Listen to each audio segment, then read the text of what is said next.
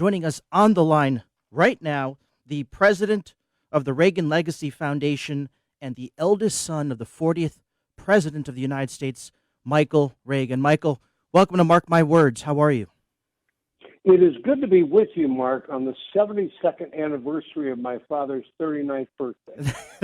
that's one way to put it, Michael. And what an incredible day this is. He would have turned 111 years old. I think, Michael, that would have made President Reagan young enough to run for president these days, right? Yeah, pretty much so. You know, they had some events today in Tampico today at the boyhood home.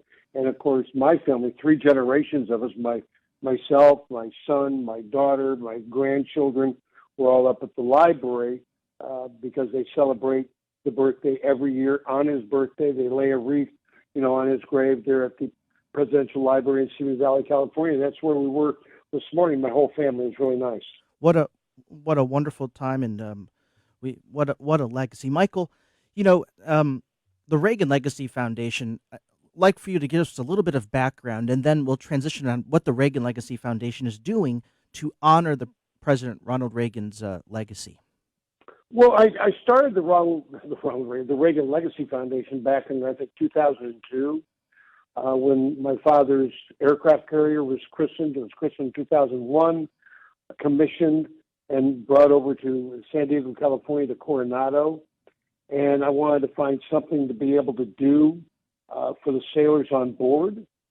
And so back in that period of time, we started a project to offer scholarships to the men and women who served aboard the USS Ronald Reagan and their family members left home who were trying to better their education. So we've been doing that now since 2002. So 20 years we've been giving out scholarships from my foundation to the kids who serve aboard the USS Ronald Reagan.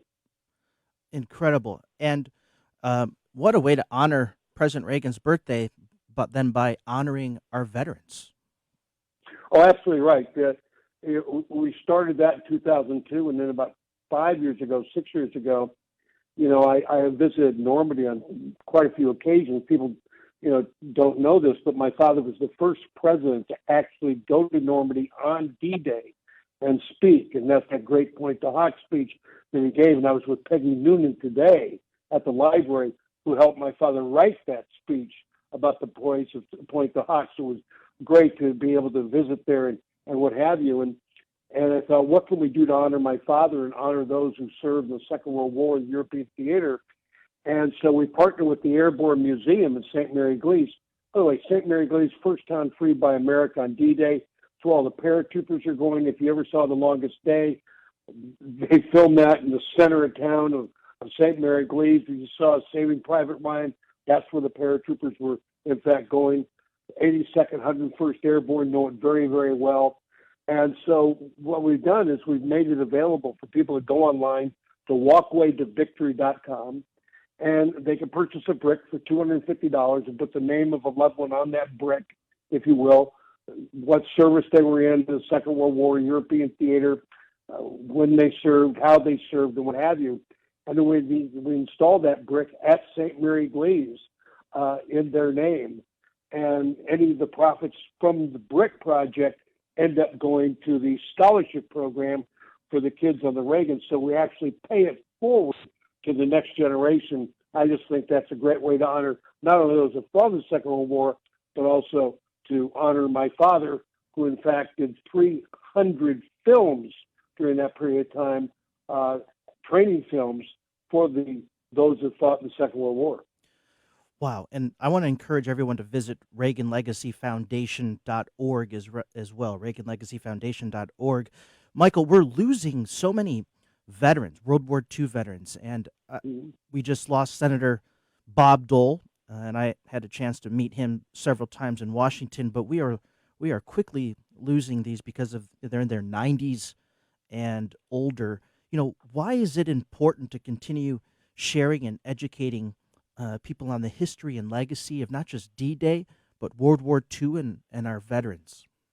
Well, if we stop really educating our youth on where we've been, then we're going to go back to that period of time, which many people feel we're doing today. And the way to educate them is by knowledge, by making them aware of why we went to war and who it was that went to war and what that generation that they call the greatest generation, in fact, did. I mean, they literally saved the world. And it's important that we educate them and teach them. You know, I was thinking today because you have the Marine Corps comes every year on my dad's birthday from Camp Pendleton, the people in charge and what have you, and they were singing the Marine Corps hymn, and they were singing Anchors Aweigh, Navy hymn, and I remember as a young boy, 8 years old, riding out to the ranch with my father, and when we had the ranch at Malibu, and he would sing to me every Saturday morning. He would sing to me the up and away with the Air Force and the Army and the Navy and the Marine Corps and the Coast Guard. And that's how I learned about patriotism. That's how I learned about America, was through my father singing these songs to me and me as a young boy asking him questions. And too often we expect somebody else to teach our children about our history. And we can't do that. We've got to teach our children about our history and who we are and what we are if we want to get back that shining city on a hill that my father spoke about. No, that's right. And you mentioned Peggy Noonan. You were with her today, and one of my favorite books, and it's actually next to my television, so I see it every single day. When Character Was King.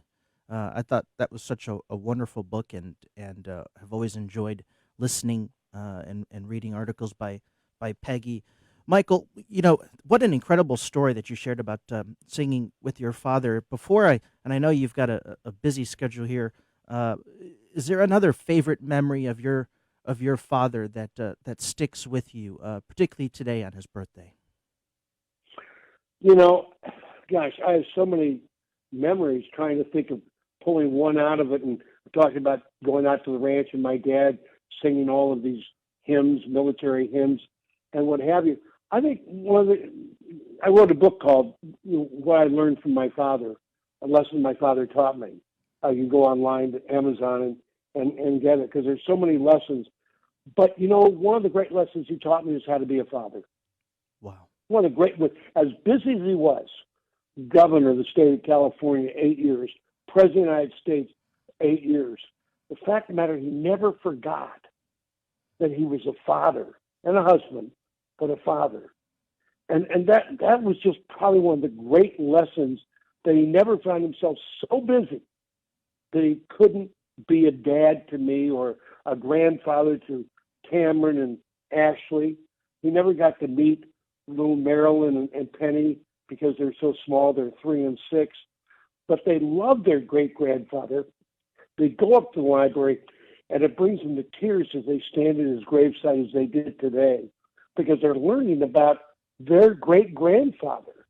So they're gaining knowledge through education of them at a very young age.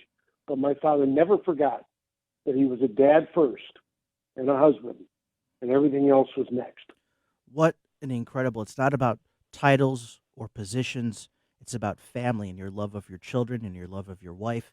What an incredible legacy. Michael Reagan, president of the Reagan Legacy Foundation and eldest son of the 40th president of the United States, encourage everybody to go to ReaganLegacyFoundation.org and get involved in the Walkway to Victory project. Michael, thanks for joining us here on this special day. Hey, thanks for having me on. Have a great day. You too. Bye-bye. Again, that was Michael Reagan, the eldest son of the 40th president of the United States, here on February 6th, what would be the 111th birthday of the 40th president. We've got an incredible show coming up